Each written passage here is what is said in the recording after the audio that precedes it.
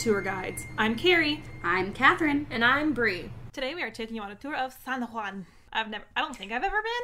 I went on a cruise one time down to Belize in Mexico, and I think we stopped somewhere in the Caribbean, but I don't remember because I was like 10, and I was also really seasick. Yeah. I have never been anywhere in the Caribbean, actually. Oh yeah? That's weird. Yeah. That surprises me. I just typically don't do like resort kind of things. Yeah. And so I've never been anywhere with my family growing up, and it's on my list, obviously, but I have never been to anywhere in the Caribbean. So Yeah, I haven't been to Puerto Rico. Yeah. So, nah. It's a new one for all of us. However, our next portion, you will all know and love, thanks to Rupert Holmes, for the song Escape on the album Partners in Crime. Do you like Piña Coladas? Bum, bum.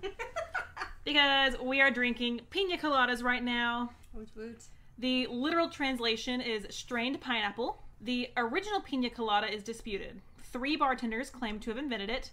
2, Ramon Monchito Marrero Perez and Ricardo Garcia, both worked at the Carib Hilton Hotel's Beach Bummer Bar, and they claimed that they created the drink in 1952 or 1954, depending on when they say that the Coco Lopez, which is a pre-made cream of coconut, was made.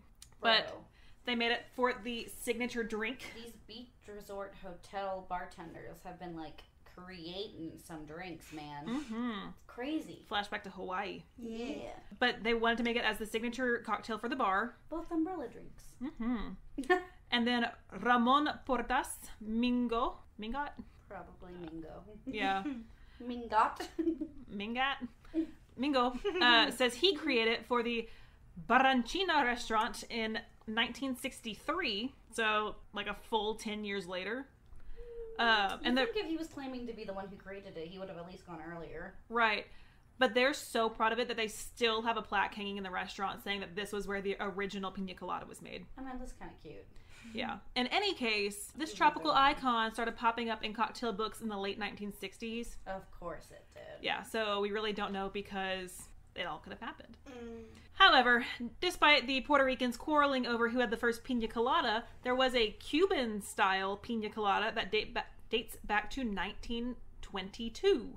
Cubano. So a full 20 years before the first Puerto Rican Piña Colada. Oh, man. It's more like a pineapple daiquiri, though. So it uses rum, pineapple juice, lime juice, and sugar. Swap out the sugar for cream of coconut, and we have the modern Piña Colada. I didn't know there was lime. Oh, yeah. You mix the lime with the coconut and shake it up. Stop shaking your tits, Carrie. I didn't have to try that hard. Bitch. I've also never had a non-frozen pina colada. Yeah, the original is just shaken over ice. I prefer it this way. Oh, yeah.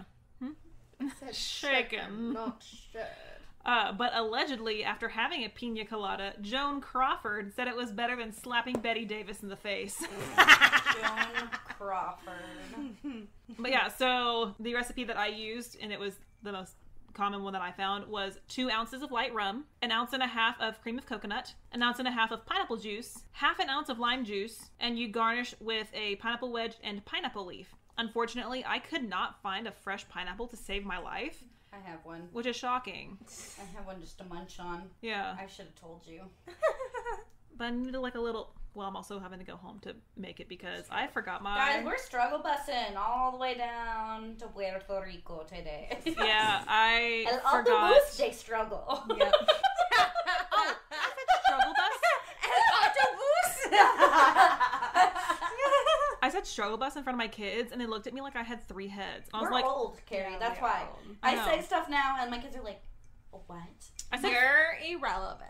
And I'm like, yep, thank God. I'm just tired of trying to keep up with you people. I said fail whale. I think like yesterday. I've never heard that. What? That's not real, Carrie. What? Fail well.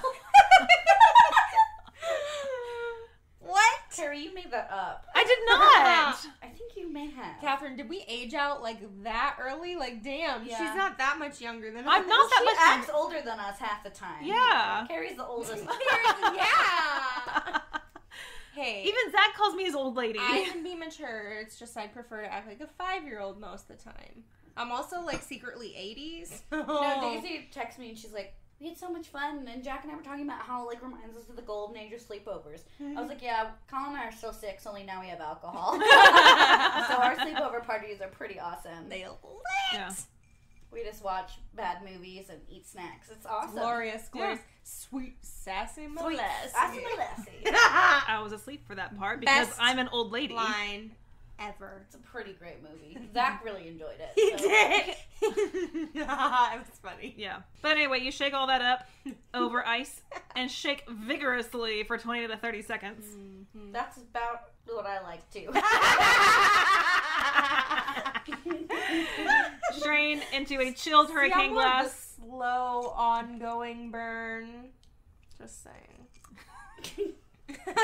You don't She's burn. a whiskey on the rocks. A Piña Colada. Same. But yeah. Got shit to do. So there's our Piña Colada. I definitely was jamming out to Escape the entire time I was making these.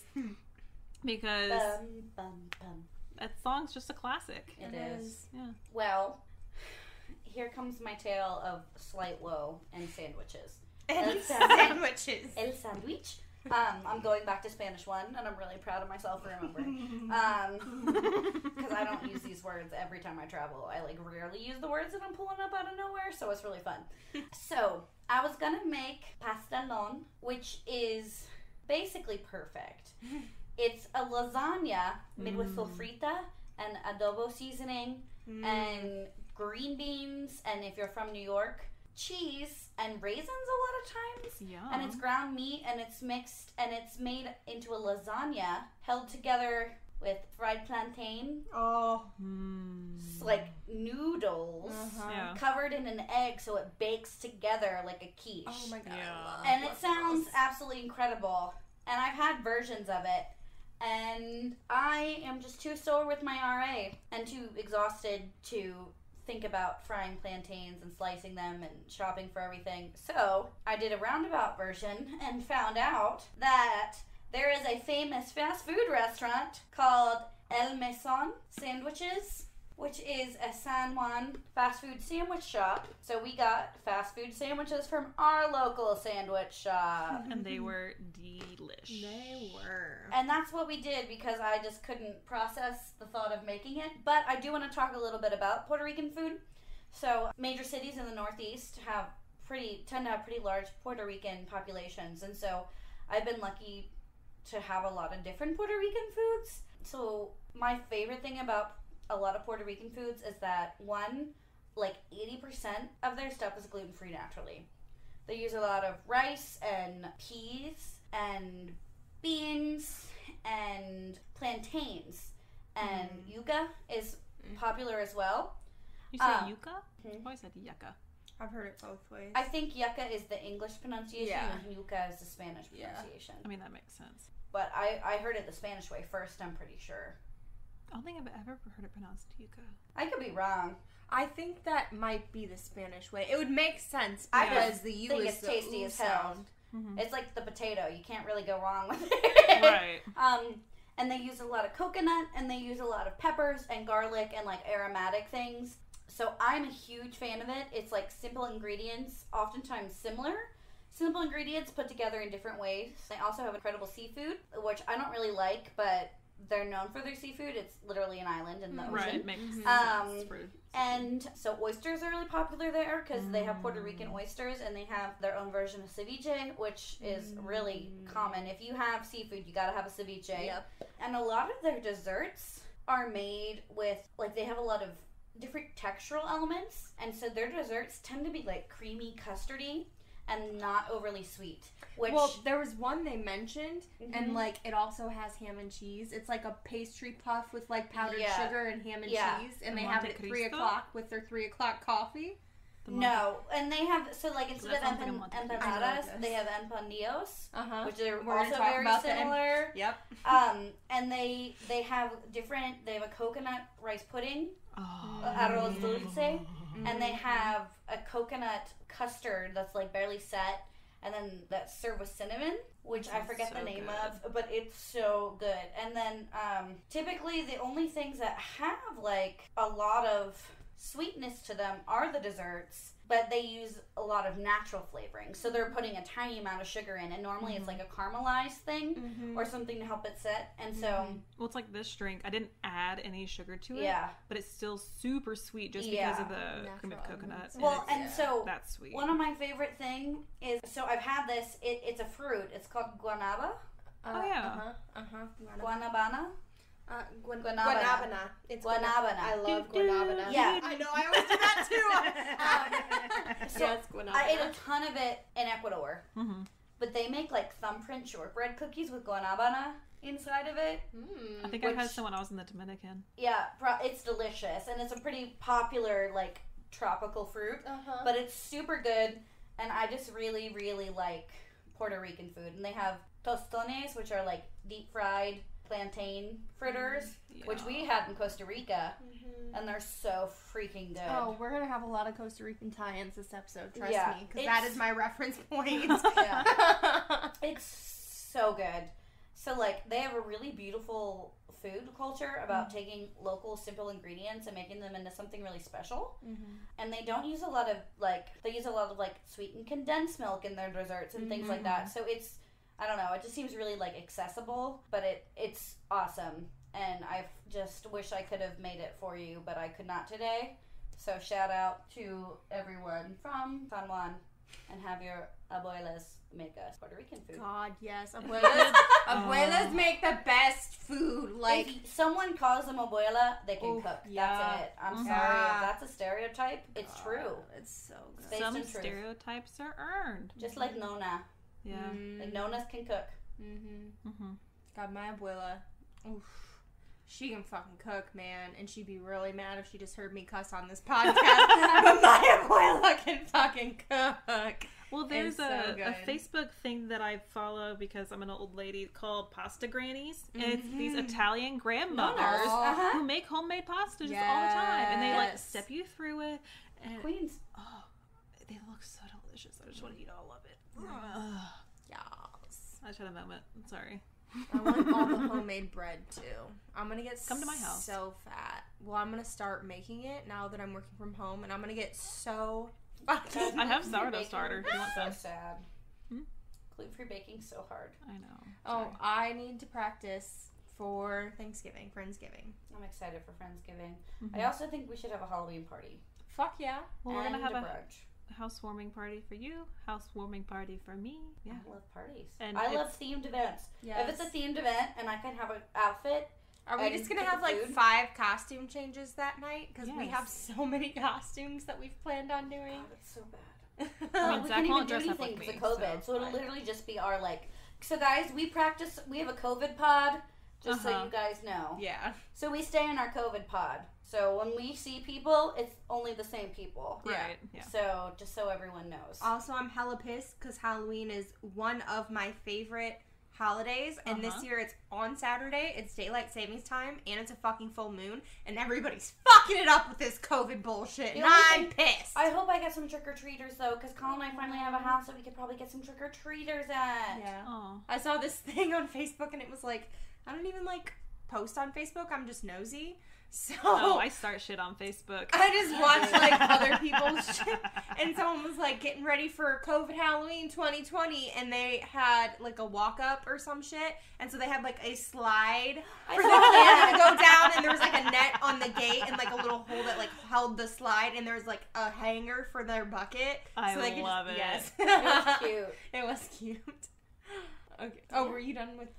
I could literally talk about Puerto Rican food all night, so take it away, Brie, because if it has plantains in it, your girl's about it. Oh, we're gonna talk more about plantains because you Bro, know they can be I sweet. love. They can be having those. savory. They're like potatoes. They're They perfect. Yeah. The starchy fruits and or vegetables, man. They're perfect foods, and they go right to my hips. Yikes. Yep. And my booty. Okay. I see you're not using our the thing. I left you a note in our thing. Oh, okay. Do I need to look at it now? Yes. Okay. Our thing. Our Google Drive. That thing. She said, Did you see my note? Yes, I did. She said, I commented on your note. Oh, well, She said Carrie, yes. I literally haven't looked at it since my computer died. Nita is so asleep. Okay. Me too, I Nita. love her. Make it She's so good, bigger. girl. Go big. Okay. I love everything about this rant to yourself, kissy face Carrie. I do that in my notes, and y'all will hear my self rant. Oh. As in rant to self. Okay. You're welcome. Okay. So settlers arrived over 1,000 years before the Spanish and were hunter-gatherers, and they referred to Puerto Rico as Borinquen and themselves as Boricua.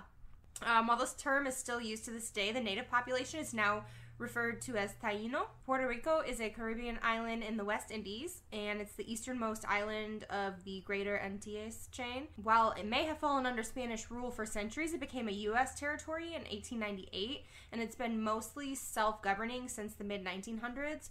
So its culture, as we've kind of mentioned, is super colorful with influences from both Spanish and U.S. culture. What is the quote from Parks and Rec? And she's like, my mother is Puerto Rican. Can't you tell by my colorful personality? And it's April. Yeah, I knew that was April. God, that's such a good quote. I've been watching Legend of Korra, and she plays a character in there, and I'm just like, I can't unhear her voice and see her face on this character now. Amazing. Also, Legend of Korra is amazing.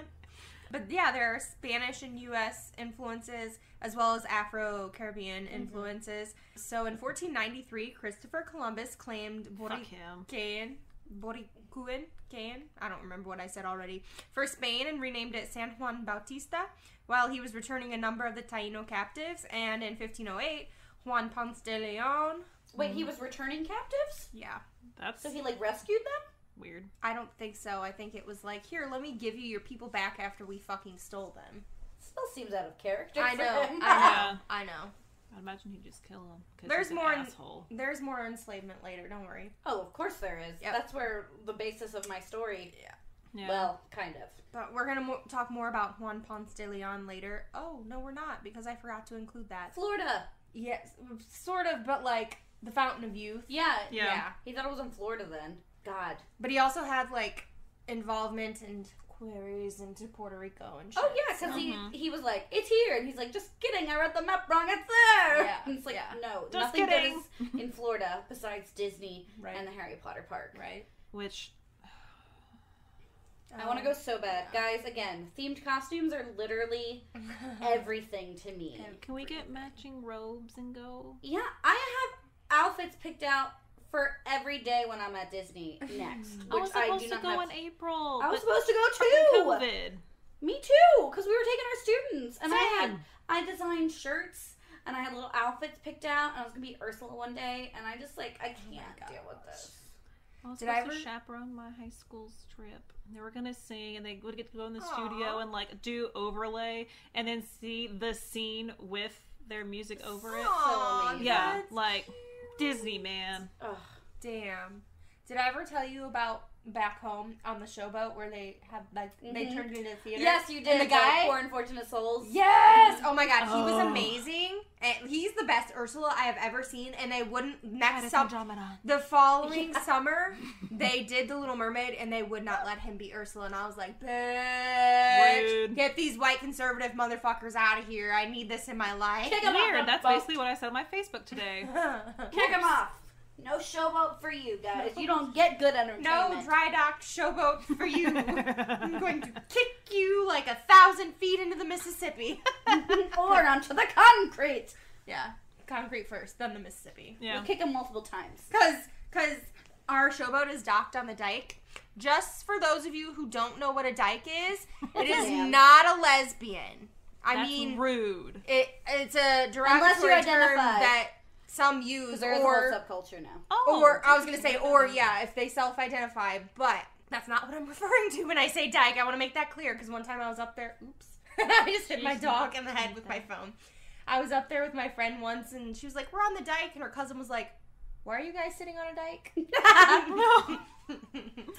Not that. Okay. Anyway, we're moving on from all this. Yeah.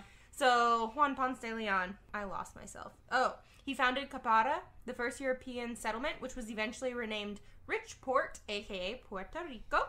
Huh. Eventually, everyone just started calling the whole island Puerto Rico, and the port city just became San San Juan. So they did a bit of a switcheroo there. But of course, those disease-ridden miscreants soon wiped out most of the Taino people with smallpox, and those Fucking that white didn't people. get the pox were forced into slavery to build settlements for the Spanish and mine the silver and gold. And the song from Christmas kept popping in my head when I read that. Silver and gold, silver and gold. Yep. I had a different key in my head. Well, yeah. Well, I don't know why I just sounded like a man. Actually, I do know, because Colin and I have been watching Schitt's Creek, and every time the mom sings, she has, like, the most alto voice I've ever heard. Yeah. And she's like, when she sang Danny Boy, she was like, oh, Danny Boy. And she does like that. So now I keep mimicking her every time I sing, and it's so funny. As a soprano, I just naturally pitch everything up. Well, I I also am a usually do soprano. that. Like, I don't know where that... It's literally Moira's fault, okay? It's a Moira. I usually pitch it up because, like, my family is always like, why do you do that? I'm like, I'm taking it up the octave. What the fuck do you want from me? I'm teaching my little baby boys right now because their voices are changing. They don't know how to place. Yeah. And I'm like, okay, we're going to go down the octave. They like... And I play it down here with them, and I sing with them, and I'm like, okay, I'm gonna sing back up in my octave, but I'm gonna play your part on the piano. And they're just like, no. And I'm just like, I love y'all so much. Sweet baby. Sweet baby boys, we're learning. They're trying. Okay, so as if that wasn't bad enough, they also imported slaves from Africa in the 1500s so they could produce their cash crops. Rude. Yeah. So between the 16th and mid-19th centuries, Puerto Rico was under Spanish colonial rule, and while it may have had some sense of political and economic autonomy to varying degrees of success during this time, in 1868 the people were fed up. Around 600 people tried to start an uprising in the town of Lares, but the Spanish military was able to stamp out the rebellion. However, Puerto Ricans are still proud of that uprising and celebrate it as El Grito de Lares, the city of Lares. During the Spanish-American War, the U.S. occupied the island of Guanica, and following the Treaty of Paris in late 1898, Puerto Rico actually changed hands from Spanish rule and came under the purview of the U.S. However, following a certain degree of autonomy that was allowed them toward the end of the Spanish colonial rule, Puerto Ricans weren't too happy when Mommy brought home their new controlling big brother. Yeesh. Probably thinking they were doing Puerto Ricans a kindness because arrogance in America. Congress passed the Jones-Shafroth Act in 1917, granting them citizenship in the U.S. and making their men eligible to be drafted, which 18,000 of them were not long after for World War I. America. Yep. Following World War II in 1948, Puerto Ricans were allowed to elect their own governor. You're welcome, I guess. After Congress passed an act permitting them to do so. How magnanimous of them. And a few years after that, Puerto Rico was officially able to self-govern to a certain extent and create its own constitution after it became a U.S. Commonwealth. This was following the launch of Operation Bootstrap, and every time I saw that, I kept thinking of Bootstrap Bill. Bootstrap Bill. Yes, in which the U.S. and Puerto Rico were trying to industrialize, making Puerto Rico a hotspot for tourism and manufacturing, and bringing in a lot of American companies. Well, it makes sense for tourism. It's absolutely stunning. Yeah. However, as it seems for one to rise, someone else must fall, the agricultural sector took a hit, and many Puerto Ricans came to the U.S. looking for employment. In fact, over a span of 20 years, about 25% of Puerto Rico's population, more than 500,000 people, left. Wow. And this is referred to today as La Gran Migración. The Great Migration. Yep, I fucked that up. That's Also, okay. I I've don't noticed. speak Spanish, so. I've also noticed, but because I know Spanish, French, and Italian at least a little. I've noticed that I keep like fucking up where I stress like my syllables, and it's Italian instead of Spanish. And I'm like, I'm just fucking this all types up. It's okay. We're trying. Yeah. But they're fail whale or whatever the hell carries. or whatever the hell carries. We're struggle busting right now. Fail whale is I just had a fail whale. It's not real. It sounds even sillier. Throwing the bullshit flag down on this one, Carrie. Don't sign at me. For those who don't know, I took 4 years of sign language in high school, so. I did not, but I still know sign language. You know this one? Yeah, I do, asshole. She just flips her off. Do you know this one? Yeah, right? As we sit here and cuss back and forth and sign. ASL. ASL. Okay, anyway. I can figure spell too, Carrie. Okay, So there are huge Puerto Rican communities in major cities throughout the U.S. today, like New York City, Philly, Chicago, and Miami. But here's the thing, Puerto Rican citizens can't actually vote for president because it's a commonwealth and not part of the electoral college. Because why would we let them vote? Right? Well, It's not white people. Right? I have 2 musical references that I would like to share at this moment. Please do. So, West Side Story, obviously, Hey. about the Puerto Ricans and the Italians in New York City. It's being redone right now, which should be really interesting. Isn't Anthony Ramos in it? Yes. Yes. Baby! He is in it. And Ansel Elgort, I think, is Tony. Oh. So that's happening right now. And also, Lin-Manuel Miranda, who we obviously never mentioned. Who? Never. Yeah, he, Sweet baby puppy. his first Tony Award-winning musical called In the Heights that I was very lucky to do before is in Washington Heights in New York City, which is a largely Hispanic and Latino population, and there are several characters who are from Puerto Rico in that story. So that's an interesting, they mention it in different songs and things, but it's exciting because it's actually a musical about Hispanic and Latino people written by someone who is Hispanic. Yeah. And so I thought it was nice to share. So I just wanted to do those 2 musical shout outs. West Side Story is an absolute classic, and it's pretty stereotypical about the Puerto Rican population and the Italian population. But some of the newer ones have, like, I Feel Pretty in Spanish and things. And obviously there's the song America, I want to be in America. which is, like, classic musical theater that actually is talking about San Juan. So, and the 2 different thought processes on San Juan. But just wanted to give a little shout out. Because 2 musical references is a big deal. Yeah. So. Go Hispanic/Latino community. I feel pretty. And you can be Hispanic and not be Latino, and you can be Latino and not be Hispanic. Yes. And you can also be both. Yes. What she said. And then there's also Chicano. Yep. Okay, so for those of you who don't love history like me, now on to the more interesting stuff, if you're still awake. So, the National Geographic article that I read quoted Melanie Perez as saying this about San Juan.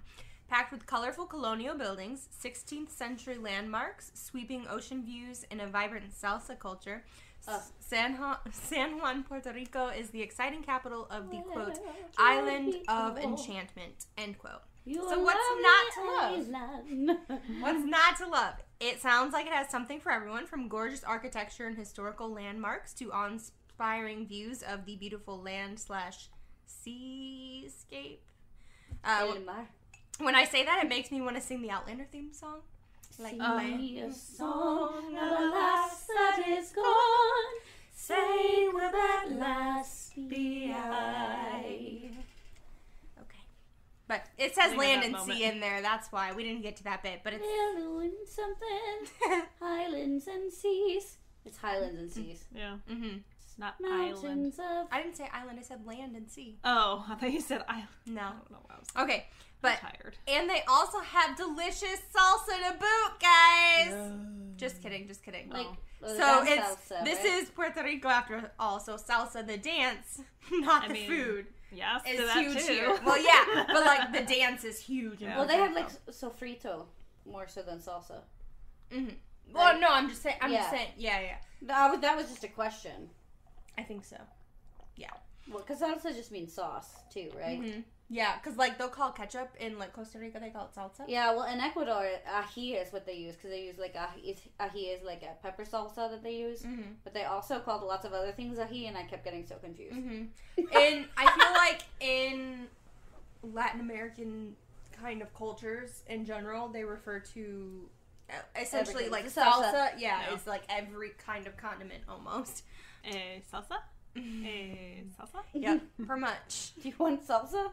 See. Yes. That's like Texans with Coke. Mm-hmm. I specify. Yeah, but a lot of people don't, and those people are dumb. I just say I want to pop, and then I will specify. You're They're also like, "Let's dumb. pop." You're dumb. Shut up. I don't have like a colloquialism. It's like, I want a Sprite. I want a Dr. Pepper. Yeah, I would like a Diet Coke. One time, I was at the movie theaters, and I was like, can I get a pop, please? And she's like, you want popcorn? I was like, no, honey, No. I want a pop. And then I said a Coke, and she gave me an actual Coke. And I was like, God damn it, I was trying to speak your language. Yeah. Okay. That's why I just like, I want the Sprite. Thanks. So the dance Coca-Cola? salsa is big, big, big in Puerto Rico. And who doesn't love a good salsa? Especially when one partner is muy caliente. Ay. Ay, papi, muy rico. Okay, so that was more Colombian, but whatever. It's fine. Latin / Hispanic / Chicano. We just used all of them. Yeah. Just in case. We covered it. Yeah, we covered all our bases. If your culture thinks other people are hot and makes those sounds, we got you. It makes those sounds. Yeah. That's Argentina? Maybe. Yeah, that would make sense.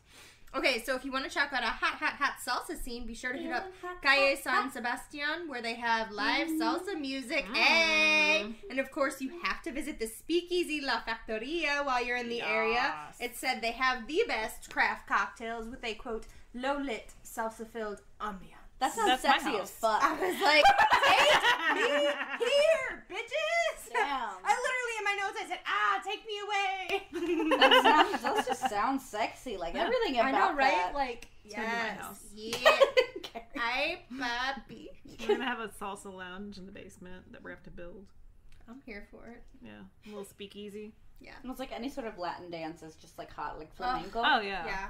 Or merengue and bachata. Oh. I used to bachata with my friends when I was in Lubbock. I Oh, bachata so with fun. some Latinas at a Halloween party once. My stepmom's Costa Rican friends, and I was deaf, tipsy, and they're like, "Oh my God, are you Latina?" No, but thank you so much. Yeah, I picked up a couple dates dancing one time. I don't remember great. how to do it because I was tipsy. So I kept having to lead some of the guys because they were just like, I don't know what I'm doing, but I just want to dance with you. I was like, men do not know how to dance anymore. Zachary won't dance with me. I remember from Saturday night. I know. I was like, you're telling me I'm not sways back and forth with doing me. this And I'm like, salsa that's right not there. dancing. Show me. You know who loves to dance? Colin. Colin. And he denies it vehemently. And then the second he has more than one drink, he's like, babe, we should dance. I'm like, okay. We're gonna I guess. get both of you to dance at your wedding, but not just like husband-wife dance, like. Bring it crunk. Have you? He's a nightmare. Him and He's a him nightmare. and my mom. Mhm. drunk Oh, it we're out. gonna get Leslie to dance Oh. too. Leslie will dance. We are gonna totally teach anytime. Leslie the Savage TikTok Oh, challenge. she'll love it. I know My she kids were will. doing it today, and I did it, and they were like, Yeah. like at the Yeah. end, it wasn't to speed, but I still did it at the end. They're like, Misty. I was like, ha, you thought I was old, and truth is, I am still old. So, I'm just so you savage. guys know, we had a little tutorial this weekend, Uh-huh. and some of us learned how to do the dance. I sat in a chair because I can't move, but I was But Catherine listening. learned. She just couldn't do like at the time, Yeah. but like she learned how to do it. She did the hand movements with us. Yeah. She I can also do it took care of my slow. dog, I so she wasn't underfoot. Oh, yeah. I can do it slow. I just can do it fast. You did it fine. Shut up. You got the nasty bit down just Oh, fine, yeah, I got the Carrie. Okay. Okay. So they have, as Catherine sits here and does the hand gestures again. Get it. Get it. Only now I'm laying down. I'm not even pretending to sit anymore. Okay. So this is what I taught myself to do during quarantine because I was bored and I like to dance, and I was like, TikTok challenge. I don't even have TikTok. Let me do this shit. See, and you learned TikTok dances, and I learned ballet. Yeah. This is how much of an old lady I am. I can step touch and grapevine and jazz hands like no one's business. Okay, native frogs. Cookies? Cookies? Yeah. Okay, this is one of the things for Catherine. Okay, so there are over 16 species of cookies on the island, 13 of which can be found in El Yunque National Forest, where it is said to rain frogs. It's raining men! Hallelujah, it's raining men! Amen! Hey. I just had to do that because it's raining. Frogs are so cute. I think we peaked. Oh, that's not bad. The other one was... Well, I mean, it's also capped there. That's fine. Okay. No, that's fine, as long as it's capping for us. Okay. So, when the humidity is high, it says that they climb up to the, like, heights in the forest canopy. But there are predators, like the tarantulas, that, like, they know that the frogs do this, and so they'll try and catch them and eat them when they're going up. And so, as a survival tactic, the frogs will leap from the tops of the trees instead of climbing back down. And they're so small that they pretty much float back down rather than, like, going through all the predators. And so, it rains frogs. So... I would love if a frog just, like, landed on me. I'd be like, oh, my God. I remember from Costa Rica, I've been touched by an angel. Here's what's next in my notes. I said, we'll talk more about this later. Catherine, you would love this. Throwback to our Costa Rica trip. Like, you were literally next in my notes. Peligroso. Let me touch it. What is it? Is that danger? Danger. Peligroso. Okay. For a second, I thought I said hair color, and I was like, what? No. That's pelo. But Puerto Ricans love these frogs. There's also a bunch of beautiful birds, and one of the most popular ones on the island is the Puerto Rican parrot. But they've been endangered since 1989 when Hurricane Hugo tore through. Aww. Yeah. They also have, Puerto Rico also has Laguna Grande, Mosquito Bay, and, oh fuck, this auto-corrected to moaned. That's not the word. I don't know what it was supposed to be. But it's La Parguera. But they're bioluminescent bays. So, okay, here's the self-rant. Is this the self-rant? This, I don't know. Oh, yeah. Yeah. This is the one Carrie commented on.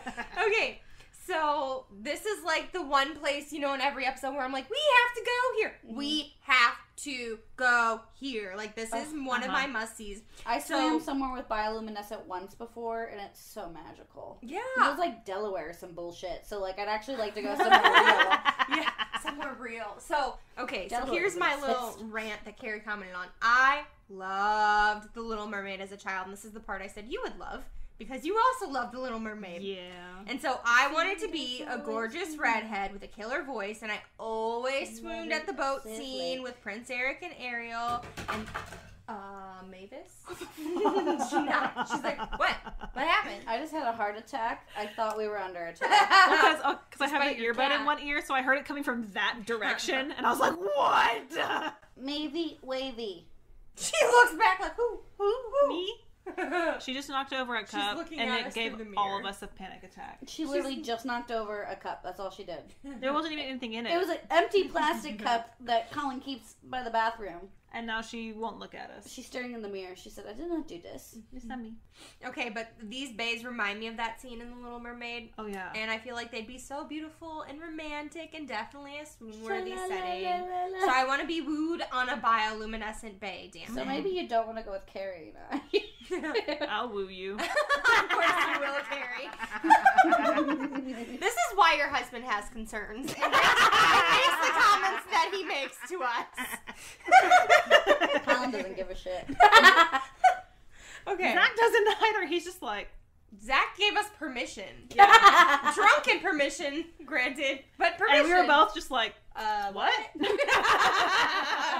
Thanks, buddy. Okay, anyway. It was a very confusing night. It was very, very confusing and emotional, and I was so drunk. We cried like 3 times. I know, and I was so drunk. And then Zach and I both stubbornly slept downstairs, and Carrie was like, fuck this, I'm going to bed. Yeah. Yeah, and I had to make the bed by myself because we had just done laundry. And so I went upstairs. Bree helped a little bit. I did. So surprised. That was one of our wine and cheese nights. Yeah. I'm telling you, I also had bourbon. Yeah, Zach got out the bourbon. Oh, Those I had like glasses 3 y'all were drinking out of seltzers, got too. stuck together, and they're still stuck. Oh. And there are crystal Waterford glasses. You need to I'm pissed. put them in cold water. Didn't work because crystal doesn't expand Oh, yeah. and contract as much as glass does. And so we tried. Yeah. Butter? No, we tried olive oil on it. Soap, not coming out. Yeah. That was a rough night. But yeah, so I had to go upstairs, make the bed myself, went back downstairs, and Zach was like, y'all go take the bed. And I'm like, well, duh, I'm going to take my spot in the bed. I just made it. Carrie doesn't care. No. And he's just like, I'll sleep down here. And Bree's like, no, this is your house. Mm-hmm. Go sleep upstairs with your wife. And he's like, no, you go sleep with my wife. And I'm like, what? And so I went upstairs and fell asleep. Slept great. Woke up at 7:30 the next morning. Went downstairs. Bree's on the couch and Zach's in the chair. And I'm like, what is wrong with y'all? We were seeing who would win is most stubborn. And I legitimately thought about taking a picture and being like, this is the epitome of stubborn. Okay. And the house will have a guest room, and there's not going to be fighting like this. Okay, moving on from the swooning. Yeah. San Juan actually has a lot of architecture that was built between the 16th and 20th centuries that is still pretty well preserved, and you know how I love me some architecture. Mm-hmm. But I guess it should be well preserved considering it's mostly military architecture, like you would hope that shit would stand up because it's fortified pretty good. Yeah, so.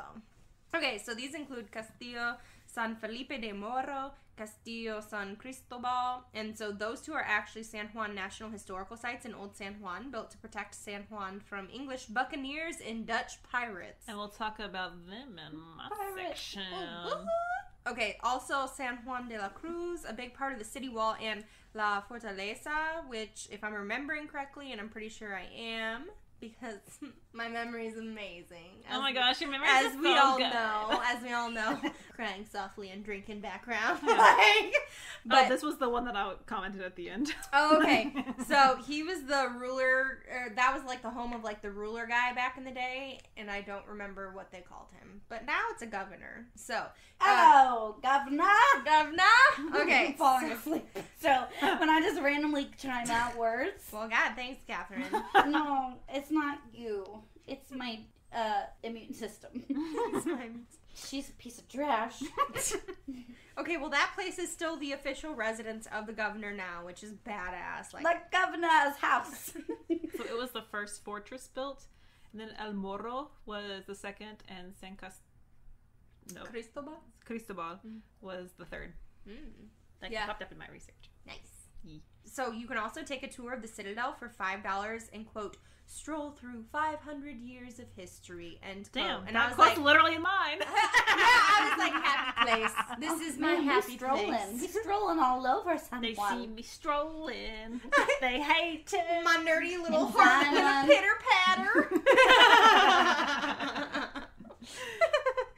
Okay. So there's also the Santa Maria Magdalena de Pazis outside the walls of the Citadel, which is a colonial-era cemetery that was built in 1863. And we also have to go here. They said that, like a week in Puerto Rico just to see the highlights.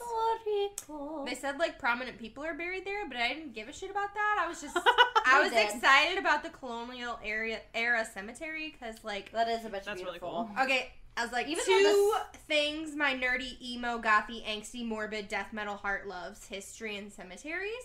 To all my Iowa friends, fuck off. Yes, you are right. I love death. I'm aware, you assholes. We have a podcast about death after all. Piss off. I love everything about this rant to yourself. I had to put that in there because Carrie commented and we brought it up. So you got my self rant. Yeah. In my notes. Okay. And it just happened to pop up because it's proximity to my start. Bree likes death and a little death, if you know what I mean. Hey-o. Le petit mort. I do like that too. For those of you who don't know what that means, in French, it is the little death, which is an orgasm. For that moment when your heart stops. And if none of you have ever experienced it, I'm super sorry, because I get it. But your girl likes that shit. Anyway. Okay, to wrap up history and things to see / places to go. Un poquito muerte. Isn't it muerto? I don't know. I don't remember anymore. I should, but I don't. Too many languages. Muerte. I don't know. I'm so confused. Okay. Muerto? I don't know. I'm working on 5. Okay. Go to the beach town of Piñones. It's about 10 miles from Old San Juan, and it's supposed to be scenic as hell. Gorgeous beaches, beautiful bike paths, amazing Puerto Rican street foods like alcapurrias, a kind of plantain fritter, like that's us, and empanadillas, a chicken stuffed turnover, and last but not least, ditch the tourists and go to Luquillo Beach. It used to be called Balneario Monserrate. It is Muerte. Okay. It's about an hour's drive from San Juan, and it's pretty close to El Yunque National Forest, so you can make a whole day of it. Mm-hmm. And that is it for the history. And that's why we have to go for like a whole week, so we can just see everything. Yeah. Your girl's gonna have to wear a lot of mosquito repellent. Because I love going to like those climates, like the tropical-esque climates, but I get eaten alive. Oh, same. I still have mosquito bites on my ass from being here. Oh yeah, I have scars there. Everywhere! So when we moved, a bunch of mosquitoes got in because I live on a creek, and mosquitoes came in during the move, and apparently my butt was out when I was sleeping, and they're just nommed all over that thing. They bite my fingers at night. Yeah. Mine wasn't even out. They bit me through my fucking pants. Oh yeah, I had pants Little on. bastard. But I was Also, sleeping like Texas a baby. Mosquitoes are no joke. They will go through your clothes. Mm-hmm. Yeah. Calm down, bitch. They're huge too. Actual bitch, because they're all female. Yeah. One time I was at one of my sister's cross-country meets at her college in Missouri, and I was wearing leggings, and people were like, careful, there's a lot of mosquitoes. And I was like, yeah, I know. And I like point to my pants, and I was wearing leggings, and they were moving. Yeah. I had to go inside the car and physically brush them off, because my leggings were covered. Yep. Literally moving with how many mosquitoes. And I was bleeding, like dripping blood down everything because they were attacking me so much. Yeah. And then it was like a feeding frenzy, like a bunch of sharks.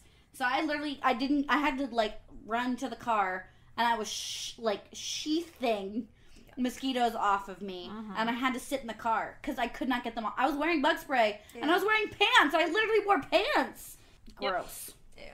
So when I was growing up, this guy at my church who I love, he's amazing. He was like, if you flex in the area that they're biting you, it'll make them explode. And my little twisted ass was like, oh, fuck yeah. Yeah, my problem is I never see them when they're biting because I'm usually sleeping or they're like behind me. I know. Like I said, they bite my ass. Okay. I literally have a mosquito bite on my finger. Little assholes. They always bite my fingers. I've had like that's the worst because you have so many joints and it. Ugh. Yeah. Okay. So for lore, I can't show the video, but there's gonna be a link. We have a podcast, Brie. No shit, but I can't play it, asshole. That reminds me. My mom was like, for church, we didn't go to church. We went and watched the podcast on the dike, and I was like, no, mama, no. But okay. God, what an Iowa thing to say. She doesn't watch our logo as it plays. We're literally all snuggled up on our bed with the dog. Yeah. And our microphone on my essential oil plate. And I am in Harry Potter pajamas and under the blankie. Okay, but the video, I'll put the link on the blog, but this is for you. UFOs in Puerto Rico. Oh my god, I just inhaled the sheet. Fuck, I just lost my place because I got excited. Fuck. I love UFOs. So that will be on the blog, Catherine. You can go check it out later. Yes, I sure will. I've probably seen it in one of my deep dives at like 4 a.m. Sure you have. Yeah. So you also love this, The Legend of the Hummingbird. Oh, I love hummingbirds. So there were a couple of young lovers who accidentally met at a pool in the forest. It was Alida and Taru, and they were from different tribes. Wait, so I have a question. They accidentally met, so were they already lovers? Or did they meet and they were like, ooh, you hot? I think the latter, Carrie. I think they met at the pool. That they were lovers, and then they accidentally... Well, it's a story. It was an introduction, Carrie. They were soulmates, so they were technically lovers, because they were destined to be lovers. Okay. Future tense of lovers. Anyway, Alida's father found out about their little tryst and arranged for her to marry a man from the tribe. She prayed to the gods to deliver her from his unholy dick, and they complied and turned her into a red flower, which, like, talk about a gift from the gods. Like, that is the most, like, I prayed to you. Can you save me? And like, yeah, I'm gonna save you. I'm gonna turn you into a fucking flower. That's super common Yeah. in a lot of I know, different that's my religions point. and cultures. That's my point. Like, here, bitch, you an olive tree now. Right? Right? But also red flower, Yeah. periods. Vagina. Yeah, that's def a vagina. Yeah. Okay, so Was he a Taru, hummingbird? who had no idea Oh my what her God, father that's had what I planned or of her transformation, waited each night by that pool in the forest for Oh, that's her sad. until the moon finally took pity on him and told him what happened. Thank God. So he begged you, the Moon. gods to help him find her, and of course they helped him by turning him into a hummingbird. So, Oh. I'm gonna make Colin get a red flower tattoo to match my hummingbird tattoo. oh, that's cute. Yeah, he doesn't have a say in it. He doesn't have a say in it. I just I'm decided. gonna be like, "Hi, you're welcome." that's cute as hell. That is cute. Plus, but, he loves flowers. But it's also kind of sad because it says the hummingbird flits from flower to flower. It could be him looking for his lost love. Oh. Well, I already have my hummingbird, and he has his flowers, so we find each other already. There you go. Yeah. That's cute. It is cute. Also, the cocktail I'm making for the rehearsal dinner is called a hummingbird. Ew. That's cute. Less cute. La Llorona. So, it's in like every Latin American story ever. So, she's supposed to be a mother that lost her children, and at night you can hear her crying and begging for the children that are lost to her. I almost talked about this. In Puerto Rico, it's in the town of Coamo, and the drivers said that they see her on the side of the road by the Las Calabazas bridge, and I guess if you ignore her, it doesn't do any good because she will just show up inside their cab. Yep. And so people think that's the reason there are so many accidents on that bridge. Oh, it's sad. Mm-hmm. So here's the creation story. Atabai was the Earth Mother and That's the creator a nice of the story. Taino people. See, I'm just too Scottish. I can't help myself. So she had 2 sons. It says she crafted 2 sons. Oh! She's the I mean, all-loving Earth she Mother. crafted. Yeah. She baked them hoes. Okay. Yukahu Buns in the and oven. Guacar. So Yuka, Guacamole and yuca fries. Yukahu was the good son. He Yoo-hoo. continued his Big summer mother's blowout. big summer blowout. He continued his mother's work. He made the sun, the moon. He took the gems from the earth and made them into the that's so stars. Oh, that's pretty. Yeah, he filled the earth to like carry on his mother's legacy with plants and trees and animals and birds, and then he created something new that was a mix between an animal and a god. Us? A Hupia, which was the first man named Lakuo. Sorry, Lokuo. The brother Guacar was obviously jealous and made himself into an evil spirit, Huracan. And he used powerful winds to try and destroy all the things that his What's brother up with 2 brothers had being born made from the original? always. Right. I mean, that's fascinating that all these cultures individually created. And the notice story. how it's men that always fuck shit up. Like, throw some vaginas in there and you might have, like, a peaceful, successful fucking origin story. Okay, anyway. I definitely almost heard orgy, and I was like, that too. Well, I guess in Christianity it was technically Eve's fault, wasn't it? Or was it Cain's fault? No, technically it was Eve's fault. It's both their faults. They both dumb. Yeah. Do as you're told, bitch. No, I'm just kidding. Bitch. I love Children of Eden. It's one of my favorite musicals. Mm-hmm. And so I know the entire book of Genesis word for word. Okay, but We're reading through it right now in my Sunday school. he blew down trees and killed a bunch of animals, and he tried to kill Lokuo, which, if you remember, was the first man. But he was unsuccessful in those attempts. Lokuo was afraid, obviously, and prayed to Yukahu. And one day he was feeling alone, so out of his belly button, he made 2 more beings. Gracie would have a meltdown. But like, if you think about it, it makes sense because like umbilical cord. Like, Oh, it Yeah. sure does. Yeah. But like Grace would have a meltdown. but one was a female Yaya, and the other one was Yeah. Guayona, which was a male. And so that's kind of like Adam and Eve because all of the other descendants came from them. Oh. And that's how the Taino explained like their creation story of how the earth was created and their ancestry, and try to make sense of like all of the hurricanes and earthquakes and everything. Sure. Okay, so we're back to the frogs again. The Koki and the goddess. So there was a beautiful goddess who fell in love with Koki, which was the chief's son.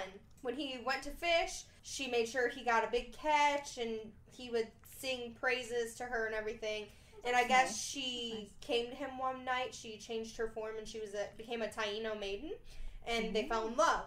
And so she told him that she would come back at moonrise the next night, but the next night came, and evil huracan came. So the sky turned black, and Yikes. howling winds. She tried to protect Koki, her lover, but Huracan took him, and she could never see him again. Aww. And so she didn't know how to like go on without him. So she created the frog, and it like always that's the point. It always calls for him because it makes that noise. Koki, Koki.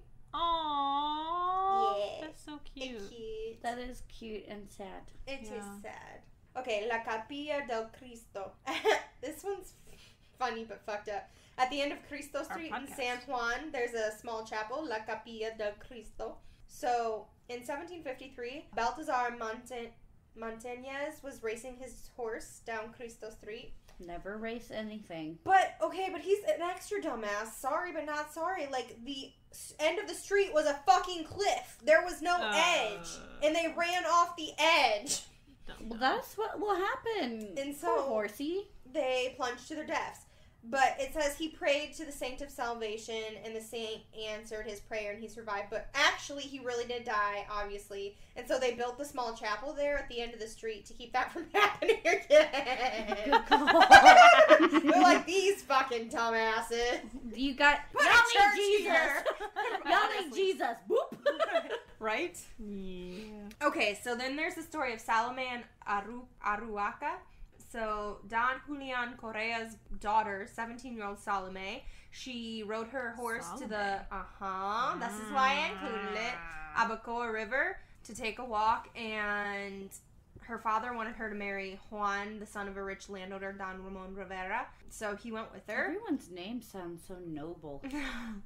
But when she got to the river, she saw a pretty flower floating on the river and leaned in to grab it and slipped and fell in. And there was a swift current. So she cried out to Juan for help, and this little pussy-ass bitch was so afraid. He's like, I'm gonna go up to the hacienda to get help! And so she thought she was gonna die, and she saw a bronze and copper bolt that fell from the cliff above through the sky. And I guess strong arms embraced her and brought her safely to the riverbank. So it was a young man with brown skin and eyes, the color of honey, and she automatically fell in love with him. His name was dreamy. Aruaca, the last of the Taino warriors. He's the grandson of the Cacique Abacoa. Anyway, he carried her to the hacienda. The men of the hacienda tried to, like, kill him and shit, and he was trying to defend himself, but there were too many. So Don Julian, her dad, was trying to kill him. She jumped between them and said, like, you owe him my life. So he saved me while this little pussy ran away. And so they said goodbye. No, it says they said goodbye only with his eyes. Oh. So she went back day after day, and eventually they met back up again. So they would meet every evening, and they were afraid that because they were from such different worlds, their love was impossible. So her dad followed her down one day, and he saw them together in an embrace. And he got pissed and started shooting at him. So Salome was shot in the chest, and Aruaca... So her dad shot her in the chest. Yeah. Aruaca saw her dying and knew that the only way to save her was by, like, praying to the gods in Guacara. So he went up the cliff, and in the cave, he put her next to Zaguye. I don't know. And I think he cleaned the wound with the water from the spring, and it was like healing water, and the ancestors helped bring her back. And so he went to the hacienda to, like, let her dickhead dad know, like, hey, you didn't just kill your daughter. And she was like, I'll wait for you until you return here at the cave. And when he got to the hacienda, Don Julian shot and killed him before he ever got to tell him the good news. So he never knew that his daughter survived. And she waited in the caves praying for him to come back. She lived allegedly for 150 years or more without aging a single day. Oh. And they say that only after at least 150 years did she die, and it was because of a broken heart. Oh. And she only fed on the memory of her love for him and the water of the spring. And they say that in the darkest corridors of the cave, they walked together happy forever. It's like took everlasting. Yeah, I know. That movie fucked me up for life. I still weep to this That book day. is so good. Well, yeah. I read the book first, and then I watched the movie, and I was just, it's so sad. It's real sad. Ugh. That has a cookie in it too. Well, a toad. Yeah. There's the Cookie. Turntable. I've got two more, and I'm done, and they're short. So there's the legend of Guanina. So this has historical relevance to, like, the rebellion against the Spanish that I talked about earlier. So Guanina was a Taino princess, and she fell in love with a Spanish officer named Don Cristobal de Sotomayor. He died in 1511, which proved that the Spaniards weren't immortal. And so the warriors were like, yo, we can revolt. And so her brother hated them and obviously swore to kill him. So he went on a journey, her lover, and he was killed. And the chiefs of the tribe branded her a traitor because of her love for him. And they sacrificed her to the gods. Yikes. They were going to, and then they saw that she killed herself and was found with her head resting on her lover's chest. So they were buried together under a ceiba tree. That's nice that they buried them together at least. Yeah. And then the last one Very is Romeo and Juliet. Right. Is the classic El Chupacabra. Chupacabra! My little brother is 16 goat and he's sucker. still terrified of chupacabras. I wish I would have saved a meme that I found, and it was a little capybara, and they're like, "Look, the chupacabra! These don't look so scary." And they're like, Is that a "Dude, capybara? it's No. a capybara." They're so cute. With their, have you switched at birth? They put it in a tuxedo. I'm like, that probably is not good for the animal. Like, it probably stresses them out. But Says the woman who has so many sweaters for her dog. She likes it though. And that's not a me thing. She gets cold. And that's not a me thing. She like actually gets pissed when I take them off. Like that is a her thing. She likes to feel like a princess. She is. She's a fucking diva. Okay, But so the chupacabras are so chill. They're just like, okay, a table here, and like little animals crawl all over them. They're just like, okay, this is fine. capybaras. What did I say? Chupacabra. I was like, that is not what the chupacabras allegedly do. Chupacabras are gonna suck your goat. Yeah. Don't suck my goat. So the I'm first. 2 Piña Coladas deep. Don't mess with me. God, I need Mark. someone That's more than some 2 words. Piña Coladas deep. So the first confirmed spotting in 1995 was by Madeline Tolentino. She claimed that it had black eyes, spines on its back, reptilian skin, and it was bipedal. She also said that it smelled like Pedal or sulfur. pedal? I've heard it both ways. Oh, I'm questioning everything. Yucca/yucca. Tomato/tomato. Is it bipedal or bipedal? I meant ped means foot in Latin, but I think it may be pedal when you say the whole word. I've actually heard it both ways, Yeah, so I I don't don't know. I thought in the sciencey ways, I usually heard it as bipedal, but again, I don't fucking remember. So she also stated that it smelled like sulfur and hopped like a kangaroo. Him hopping. Most 2 feet. Hippity hop. Most people who claimed to have seen it corroborated this description with a few variations. Some thought that it had a tail, and some said it actually walked on all fours. So it's said to have started with goats and moved on to other animals such as dogs, rabbits, cats, chickens, and sheep.